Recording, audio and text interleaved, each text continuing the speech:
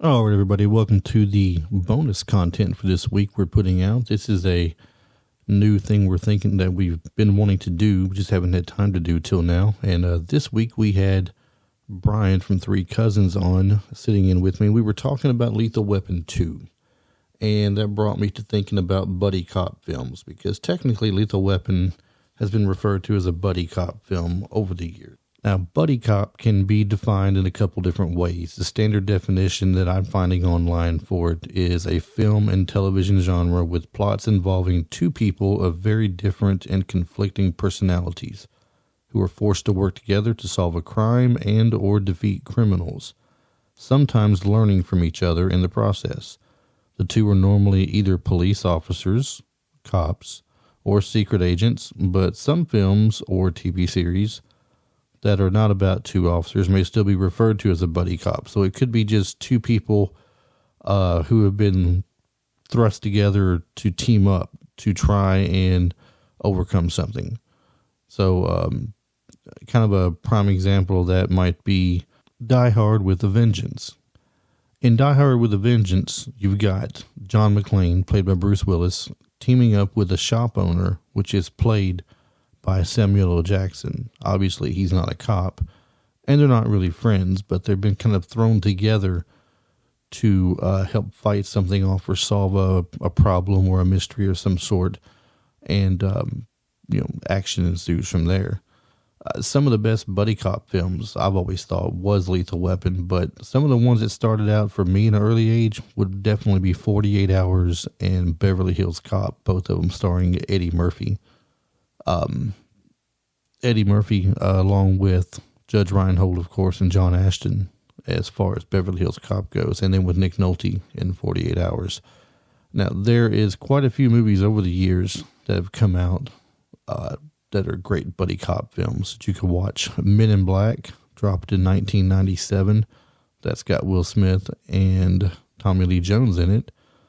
Basically, they're a couple of guys in a government service, the Men in Black, which are there for the policing of alien life forms, I guess you could say, on Earth. Supposedly started when the Roswell thing hit in, I think it was the 50s. Not quite sure on that date. I had to look that up, but somewhere around that time. So other great ones. There's 21 Jump Street, which is kind of a newer thing, based off of a TV show. They threw a movie together with Channing Tatum. Who was that partner he had in that movie? I'm trying to think. Jonah, I believe it was. Yeah, Jonah Hill. They did a little adaptation of 21 Jump Street. It was kind of funny. I'll have to say that, but the TV show wasn't based on humor. So, I mean, I can't really say it. It's great based off the TV show, but for what it is, it was pretty good.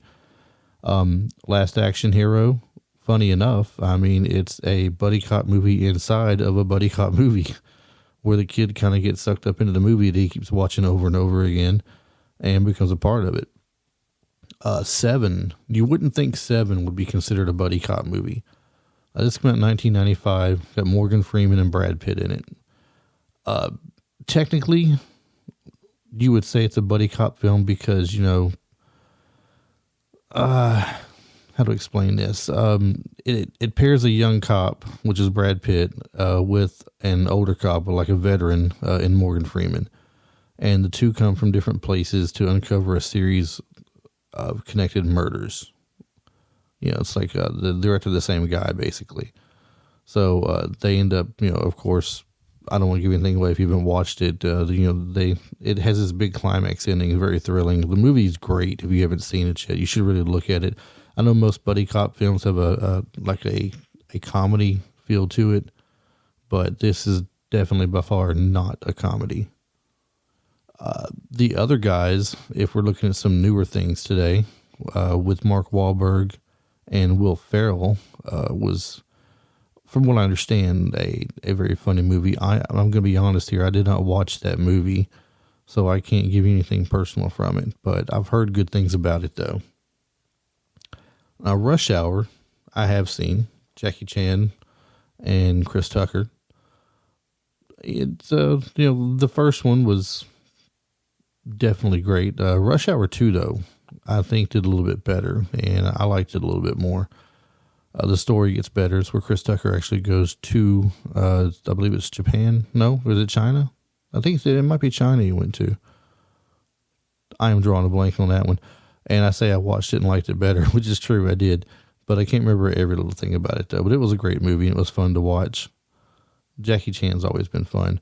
Another newer one these days, Hobbs and Shaw, which is kind of a spinoff from Fast and the Furious, technically.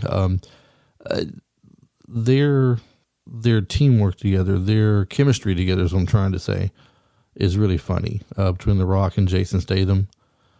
But this is one of those movies, kind of like in the Fast and Furious, where a lot of stuff that's just, I don't know, not possible really. The things that they pull off just is something that you wouldn't see really happen in real life by any means.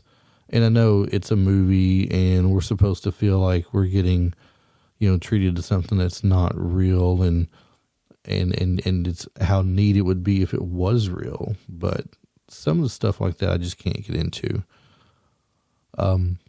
Back to 48 Hours again, Eddie Murphy, Nick Nolte. Eddie Murphy is not a police officer by any means. He's a convict locked up in prison. And Nick Nolte needs him to help track this killer down that killed one of his cop friends. So he gets him out on a 48-hour time frame to help with the case that he's on. Very funny movie, though. It's got some decent action in it, but definitely a very funny movie. In 2003 was Bad Boys 2. I'm just kind of glancing at that right now. But Bad Boys and Bad Boys 2, Martin Lawrence, Will Smith, good buddy cop movie. Definitely funny. Bad Boys for Life is the third installment to it that came out later on. And I did not see that one. The first two I did. Wasn't exactly my favorite buddy cop film. As far as favorite buddy cop films, I'm going to say Lethal Weapon's probably right there at the top, though. The entire franchise for it. I know some people don't, like all of them, but the four of them that came out were really great for me. And, as I said, we just got done talking about Lethal Weapon 2 this week. So, that's pretty evident there of how well we like it. We'd already done Lethal Weapon 1 weeks ago. And they're in the talks of making Lethal Weapon 5. I'm not sure how they'll do that and how they'll pull it off, but hey, more power to them if they can do it. Now, one thing, I don't know if I would really look at this as a buddy cop movie, but I see it listed as one. Point Break, 1991. We're looking at Gary Busey in the film, along with Keanu Reeves. Patrick Swayze's in it. Now, Patrick Swayze is a surfer dude who is a part of a gang of, we'll say, surfers. They all hang out together. But they're being suspected of being a group called the Dead Presidents that rob banks. Keanu Reeves is infiltrating the group. So I'm kind of wondering if they're saying here that Keanu Reeves is teaming up with Swayze, or if they're trying to say the buddy cop is with his actual partner there, and Gary Busey. Because Gary Busey, in my opinion, is not really a major player in the movie. He's in the movie throughout, but I mean, I don't feel like he's a major player. I feel it's more like about Keanu Reeves and Patrick Swayze. So I don't know, it's kind of hard. Midnight Run in 1988, Robert De Niro and Charles Grodin. If you haven't seen this movie, it's hilarious. You should watch it. It's very funny. It's kind of like a little fun buddy cop kind of movie. Neither one of them were really cops. De Niro's a bounty hunter, and he is charged with bringing in a mob accountant, which is played by Charles Grodin, and bringing him across country. So that was something that was definitely fun to watch. Another thing with Jackie Chan, we mentioned him earlier, with Chris Tucker, of course, doing those movies. Shanghai Noon is another one that he did with Owen Wilson, and Lucy Liu is in it. This was fun. It's kind of a Western feel, but Jackie Chan at the same time brings the martial arts to it. So if you haven't seen that one, I definitely recommend it. Another one here I'm looking at, Blue Streak. Now, Blue Streak's got Martin Lawrence in it, and it's got the the other Wilson, Luke Wilson, in this one. Martin Lawrence, he basically is a just out of jail convict who poses as a cop in an attempt to retrieve a diamond he stole and hid years earlier, which was really a funny thing. I don't want to give too much away on it, and I can't remember a great deal anyway, so there's no fear of me giving it away, I guess, but it was such a funny thing. I believe what happened was when he hid the diamond in this building, years later he gets out of jail and finds out they've turned this building into a police station. So to get his diamond that he stole, he has to infiltrate the police station somehow and get this done. One more I'm going to throw out there, and then we're going to end this, keep this short. It's just some extra content. Like I said, just for you guys to have something extra to listen to a little bit in reference to what we were talking about. But one more, this is based off of a television show from the 70s. I've watched it when I was younger. This has got Ben Stiller in it, and I believe Owen Wilson. Yes, Ben Stiller and Owen Wilson. It's from 2004, and it's Starsky and Hutch. Now, if you've not seen this was a fun movie to watch. The TV show is a little bit different for sure, and you've got Snoop Dogg in the movie, I believe, playing the role of Huggy Bear. That was their informant in the TV show.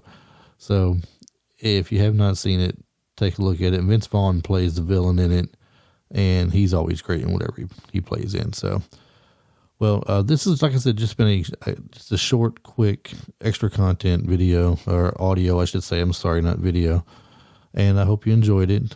If you have a favorite buddy cop movie that I didn't mention, definitely let me know about it. Send it to me on Instagram or Facebook at Retro Life for You. You can email it at retrolifeforyou@gmail.com. That's number 4 YOU in Retro Life for You. And then let me know. And if I get some to choose from, I'll pick one out and we'll read it on air and talk about it for a minute. So this has been fun for me. I hope you guys enjoyed it, and we'll see you in the next podcast next week. Have a good one, everybody.